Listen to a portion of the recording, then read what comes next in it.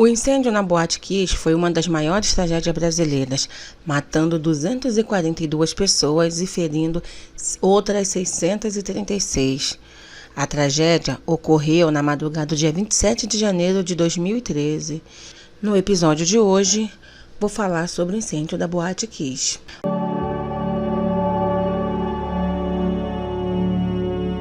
Olá, sejam todos muito bem-vindos.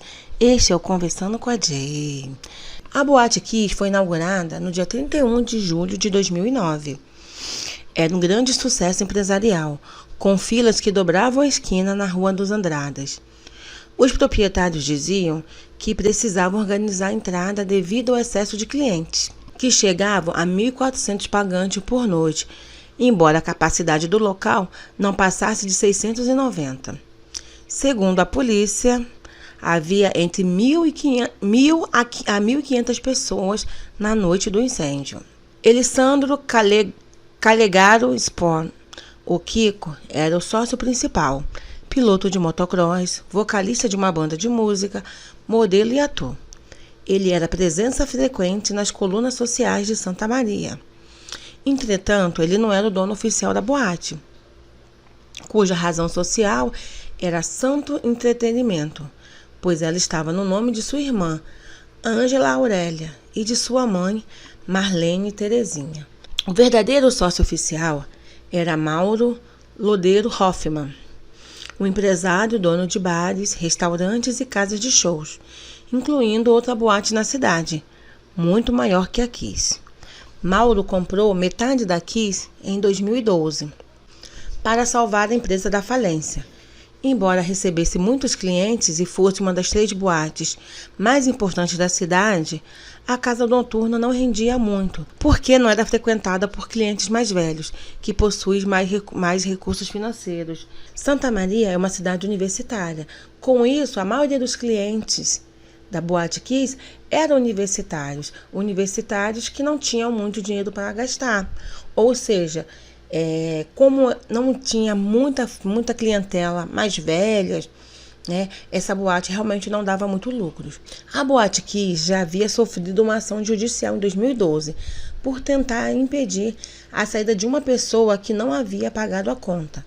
Na ocasião, um funcionário afirmou que a orientação da empresa era não liberar clientes antes de encontrar a comanda. A justiça considerou a prática como cárcere privado e condenou a boate a pagar R$10 mil de indenização à jovem que foi barrada na saída. Além disso, depois do incêndio, um segurança que trabalhou por mais de um ano na boate relatou que nunca recebeu treinamento contra incêndio e que não havia portas de saída de emergência. Agora eu vou falar um pouquinho sobre a banda que estava tocando na noite do incêndio. A banda Gurizada Fandangueira misturava ritmos sertanejos com música tradicional gaúcha. Na sua página do Facebook, eles diziam que a banda inovava nos ritmos e na tecnologia. O uso de artefatos de pirotecnia era comum, mas eles afirmavam que nunca havia acontecido um acidente antes. Eles se apresentavam quase mensalmente na boate e, conforme testemunhas, foi uma faísca que iniciou o fogo. O vocalista da banda, Marcelo de Jesus dos Santos, tentou usar o extintor de incêndio, mas o aparelho falhou. O sanfoneiro Danilo Jacques foi o único integrante da banda a morrer. Agora eu vou falar sobre a tragédia, sobre o incêndio em si, como começou. A festa Aglomerados iniciou-se às 23 horas de 26 de janeiro de 2013, sábado, na Boate Kiss, localizada na Rua dos Andradas, no centro de Santa Maria. A reunião foi organizada por estudantes de 6 cursos universitários e técnicos da Universidade Federal de Santa Maria. 2 bandas estavam programadas para se apresentar à noite. Estimava-se que entre 500 a 1.000 pessoas estavam na boate. Por volta de 2h30 do dia 27, durante a apresentação da banda Gurizada Fandangueira, a segunda a ser apresentada, um sinalizador de uso externo foi utilizado pelo vocalista da banda. O sinalizador soltou faísca que atingiram o teto da boate, incendiando a espuma de isolamento acústico. Os integrantes da banda e um segurança chamado Zezinho tentaram apagar as chamas com água e os extintores, mas não tiveram sucesso. Em cerca de 3 minutos, uma fumaça espessa se espalhou por toda a boate. A casa noturna estava lotada e não tinha ventilação. Os extintores não funcionavam, não havia chuveiros automáticos, também conhecidos como sprinklers, nem indicação de rota de fuga. Além disso, obstáculos como os degraus, barras de ferro e muretas agravavam a dimensão da tragédia, uma vez que muitas pessoas tropeçavam, caíram e ficaram presas ao tentar passar por elas. No início do incêndio, não houve comunicação entre os seguranças que estavam no palco e os seguranças que estavam na saída da boate. Estes, então, não permitiram inicialmente que as pessoas saíssem pela única porta, pois acreditavam que era uma briga e que as pessoas estavam tentando sair sem pagar. Ou seja, uma coisa absurda, pois como os seguranças não conseguiam se comunicar, né, só tinha uma única saída de emergência.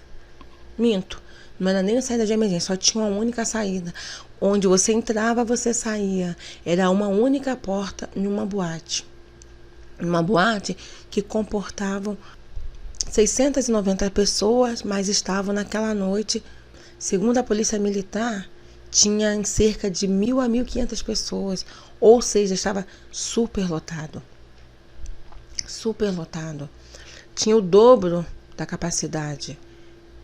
E quando começou o incêndio, os seguranças barraram a entrada, pois eles não sabiam o que estava acontecendo, e causou essa tragédia imensa, muito grande mesmo. Os materiais, né, que causaram os danos foi primeiro a espuma de isolamento acústico que tinha na Boate Kiss. Essa espuma ela era muito comum. Essa espuma nas boates, no bares e clubes era uma espuma simples, tipo de colchão, espuma de colchão normal. Ela era usada por exigência dos DJs, porque evitava o eco do som e aumentava a nitidez dos sons graves e agudo. Posteriormente, o Alessandro pediu para tirar, mas depois foi colocada novamente a pedido dos DJs para evitar o eco do som também. Nenhum órgão de fiscalização notou a presença dessa espuma inadequada. Os bombeiros apenas examinavam coisas como hidrante e saída de emergência. Os fiscais da prefeitura não eram treinados para reconhecê-la. Além dessa espuma, também tinha um artefato, né, chamado Sputnik. Esse Sputnik é como se fosse não é uma vela, é um cilindro, né? Um cilindro que sai umas faíscas. Muita gente usa em aniversário, tem gente que usa nas festas de final de ano. É uma coisa que tem um alcance alto. Não sei se vai chegar a 1 metro de altura, mas vai depender da altura que a pessoa estiver segurando. Se a pessoa for alta, né, levantar a mão bem alto, e o teto for baixo, com certeza a faísca pode alcançar esse teto. E esse Sputnik, ele era proibido de ser usado em lugares fechados, né, e próximos a materiais infláveis. Ou seja, isso era uma coisa que era proibida e estava sendo usado naquele ambiente. E uma das coisas que mais causou mortes foi o cianeto. Esse cianeto, o cianeto ele é apontado como a causa das mortes dos estudantes. É uma substância encontrada na natureza e também em alguns produtos de atividade humana.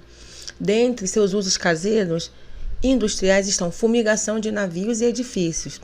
Fumigação é um tipo de tratamento de controle de pragas, com pesticidas sendo feito através de vapor e gás. A população está exposta por causa da fumaça dos automóveis e dos gases liberados pelos incineradores, e que também causam fumaça. Então, essa fumaça, ela contém cianeto, né? Então, como a fumaça se alastrou muito rápido, esse cianeto se alojou no pulmão das pessoas que estavam na boate. Isso que foi a maior causa de morte, foi esse cianeto nos pulmões. A morte por cianeto, ela pode acontecer por parada cardíaca e respiratória, uma vez que o cérebro e o coração são órgãos vitais, que dependem de muito oxigênio. O tratamento consiste em administrar oxigênio a 100% e usar antídotos como nitrito de sódio, o tilfato de sódio e o dimetilaminofenol, os compostos de cobalto e hidroxicobalamina. Isso. Então, o que acontece? Esse antídoto não tinha aqui no Brasil, não tinha em estoque, não tinha muito esses antídotos. Então, o que aconteceu é que, como não tinha o antídoto para os sobreviventes, né, na hora, isso causou que muitas pessoas morreram por causa dessa falta desse antídoto, pois a cidade não estava preparada para isso e o Brasil em si realmente não estava preparado para um incêndio desses. Eu me lembro quando mostrou na televisão esse incêndio, eu lembro que mostrou muito. Foi uma coisa muito triste, uma coisa que foi muito divulgada. Demorou para vir. Eles estavam pedindo em outros países, se não me engano, nos Estados Unidos, eu acho também na Argentina, eles estavam tentando importar, né, para ver se chegava aqui no Brasil rápido para fazer o tratamento das vítimas.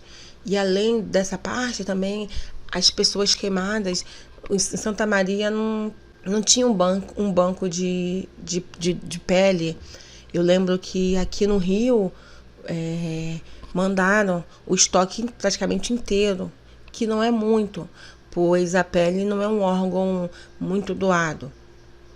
Eu lembro que foi muito difundido isso, falando sobre a doação dos órgãos, doação de pele, porque muita gente às vezes nem sabe que a pele é um órgão, né? E é o nosso maior órgão do nosso corpo é a pele.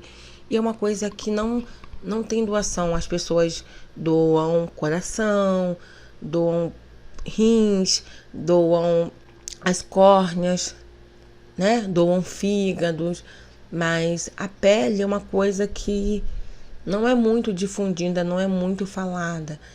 E eu sei que é muito complicado quando você se queima. Eu já tive queimaduras de 2º grau.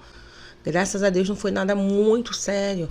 Eu não precisei ficar hospitalizada nem nada, mas é uma coisa que dói muito. Dói muito. E eu não precisei de enxerto nem nada disso. Mas eu tenho um conhecido meu que ele precisou ser internado. Ele precisou fazer enxerto, ele precisou... Então, fizeram o enxerto da própria pele dele, né? Retiraram das nádegas e colocaram nos lugares que precisavam, que eram na parte dos braços, no abdômen. Graças a Deus, ele recuperou, hoje ele tá bem, né? Mas, na época, falava-se muito disso. Então, muitas pessoas, além da questão do cianeto, né, dessa intoxicação muito forte, muitas pessoas também sofreram muito com as queimaduras e não tinha pele suficiente. Agora eu vou falar um pouquinho sobre os erros da boate, tá? O caso da Boate Kiss foi uma grande sequência de erros e omissão dos poderes públicos. A boate começou a funcionar em 31 de julho de 2009, somente com alvará de incêndio, sem o alvará de localização da prefeitura, só emitido em 2010. De agosto de 2010 a agosto de 2011, a Boate Kiss ficou sem o alvará dos bombeiros, que só foi renovado em 9 de agosto de 2011. A boate ficou 1 ano sem o alvará dos bombeiros. E esse 1 ano ela continuou aberta. Esse 1 ano ela continuou funcionando. Na data do incêndio, o alvará estava novamente vencido. A boate foi notificada para fechar as portas no dia 1º de agosto de 2009, devido ao alvará de localização. Mas, em vez de ser fechada, ela apenas foi multada. Pelo menos 4 vezes entre agosto e dezembro de 2009. O alvará de localização foi expedido em 14 de abril de 2010, quase um ano após a boate estar funcionando. Em 7 de outubro de 2009, a boate seguia aberta, sem alvará, sem interdição, vencia, ficava um ano sem funcionar. No dia do incêndio estava vencido novamente. Uma boate que era para ter sido interditada, fechada, até os documentos estivessem todos legais, tudo direitinho, mas não. A impunidade, o jeitinho, né? Porque pagou a multa, tá funcionando. E quantas pessoas passaram ali naquele período, né? Quantas vidas poderiam ter sido perdidas? Quantas vidas poderiam ter sido poupadas se fossem tudo certinho, se tivesse a saída de emergência direito, se tivesse extintores decentes.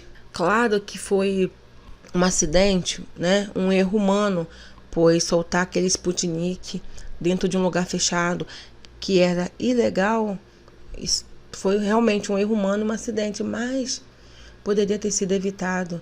Se tivesse conter o incêndio rápido, provavelmente muitas vidas teriam sido poupadas. A Universidade Federal de Santa Maria, onde estudavam muitas das vítimas, suspendeu todas as suas atividades acadêmicas até o dia 1º de fevereiro.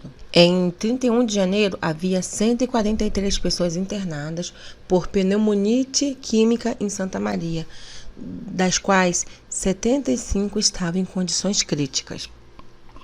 O número de internados aumentou progressivamente, porque os sintomas levam várias horas para se manifestar. Outra sequência tardia do incêndio foi estresse pós-traumático das vítimas. O empresário Alessandro Spohr, um dos sócios da boate, tentou cometer suicídio por enforcamento com uma mangueira de um hospital na cidade de Cruz Alta, onde ele estava preso e vigiado por policiais.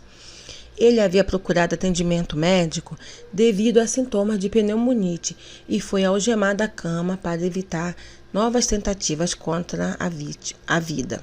O incêndio teve ao total 242 vítimas fatais.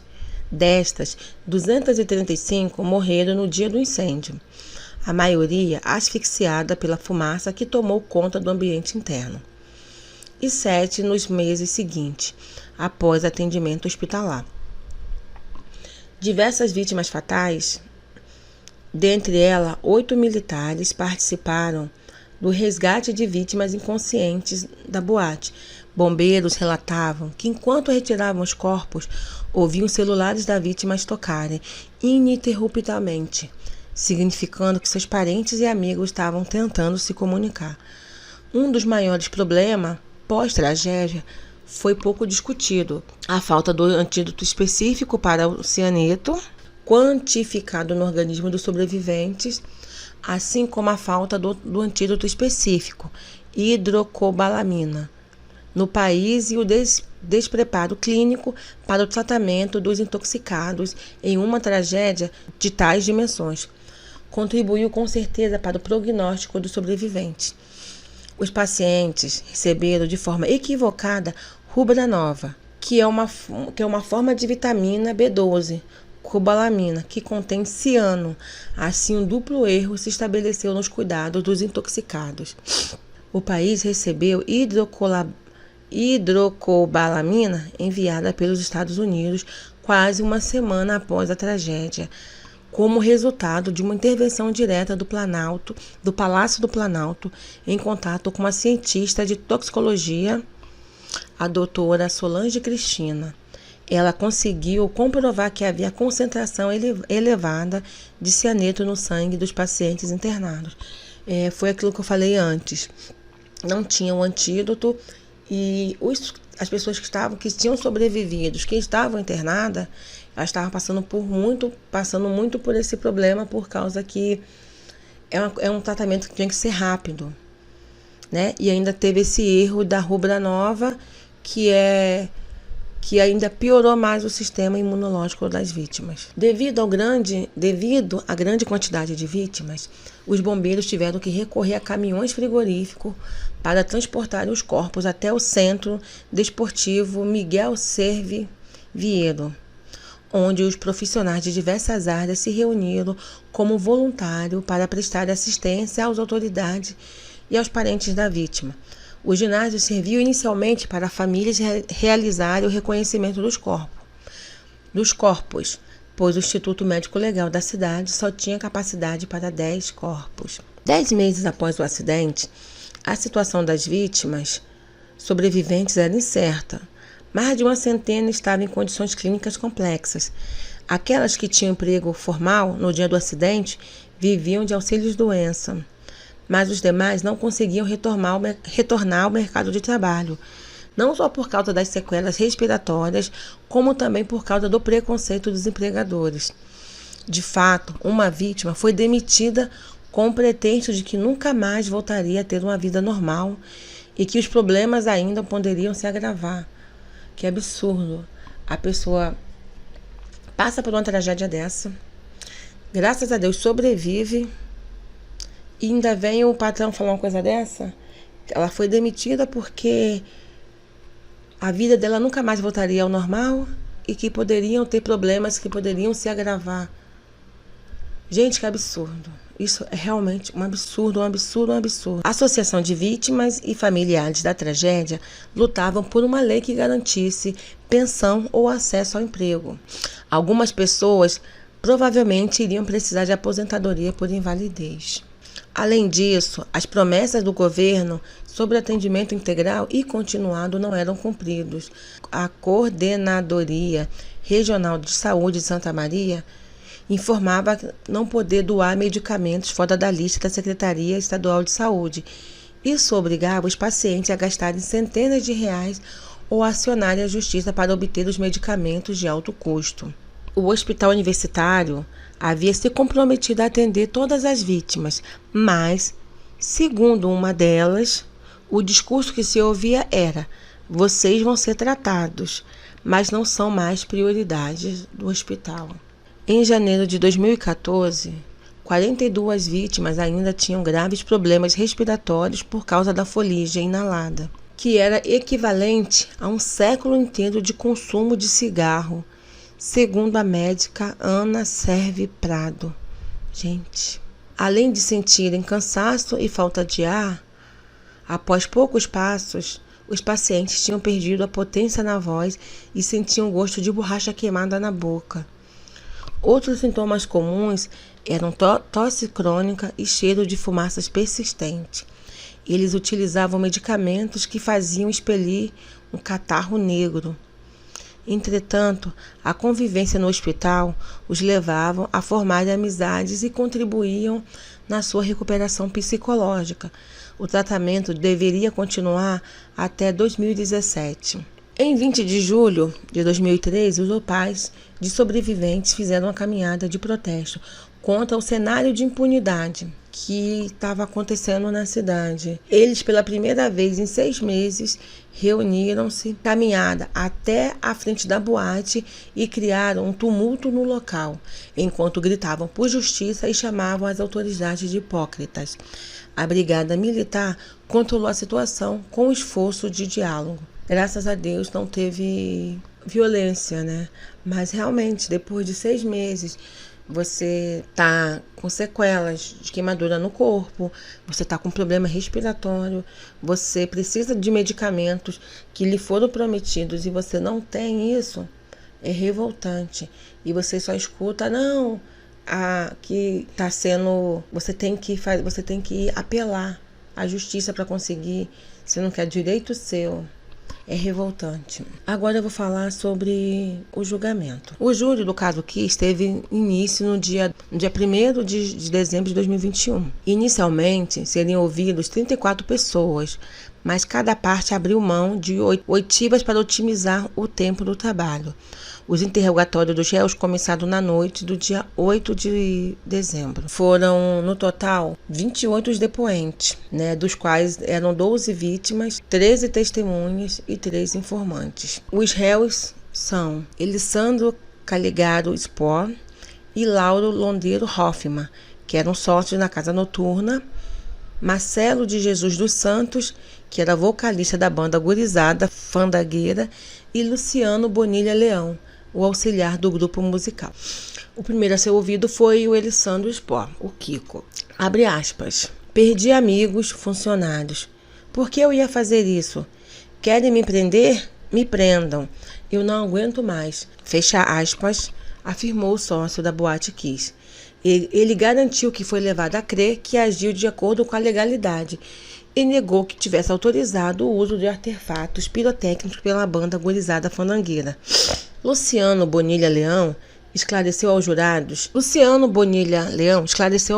que era road e não produtor musical da banda, pois não tinha o conhecimento técnico musical, apenas era auxiliar do grupo. Foi ele quem aderiu, em uma loja da cidade, os artefatos pirotécnicos utilizados no show. Ele disse que não recebeu orientações de uso pelo funcionário do estabelecimento.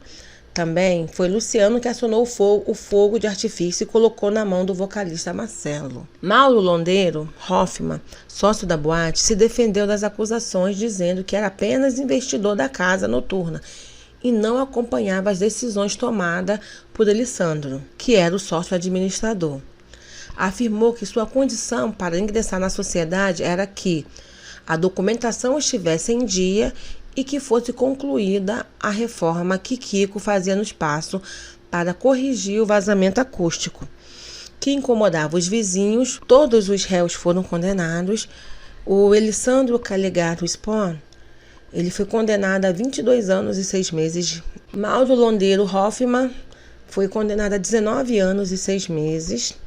Marcelo de Jesus dos Santos, o vocalista da banda, a 18 anos, e Luciano Bonilha Leão, o auxiliar do grupo, condenado também a 18 anos. A gente sabe que, por mais que tenha condenação, isso não vai trazer as vítimas de volta, não vai trazer a saúde que as pessoas perderam, os sobreviventes perderam, mas pelo menos dá aquela sensação de alívio, porque a justiça foi feita. Por mais que tenha tido vários descasos no decorrer da investigação, no decorrer desses anos todos, os acusados foram condenados e todos eles estão presos atualmente. Esse mês já vão completar 9 anos dessa tragédia imensa. Eu só tenho a dizer que é muito triste tudo isso que aconteceu.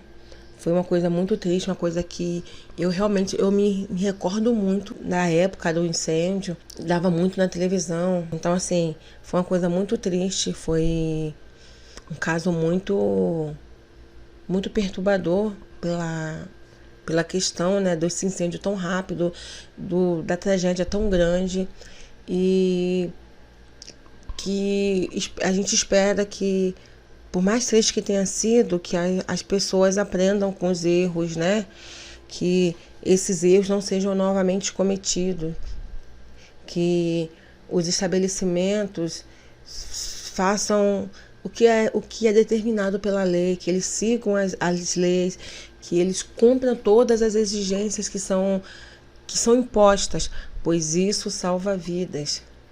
Isso salva a vida das pessoas. E é isso, gente. Esse foi o episódio de hoje. Eu espero que vocês gostem sobre esse episódio. Eu espero que eu tenha tratado esse caso com mais dignidade possível, Espero mesmo que vocês tenham gostado. Me sigam nas redes sociais, tá?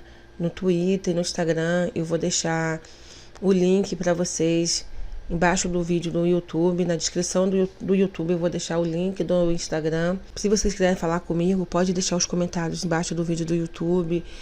mandar e-mails para mim, que é o podcastdaj@gmail.com, e interagir comigo nas redes sociais, no Twitter, no Instagram. Eu não sou muito ativa nas redes, mas com certeza podem deixar suas mensagens lá que eu vou responder. Por mais que eu não seja muito ativa, mas eu vou responder. E é isso, gente. Espero que vocês gostem. Fique com Deus. Curtam o vídeo. Compartilhe com seus amigos. Compartilhe essa história.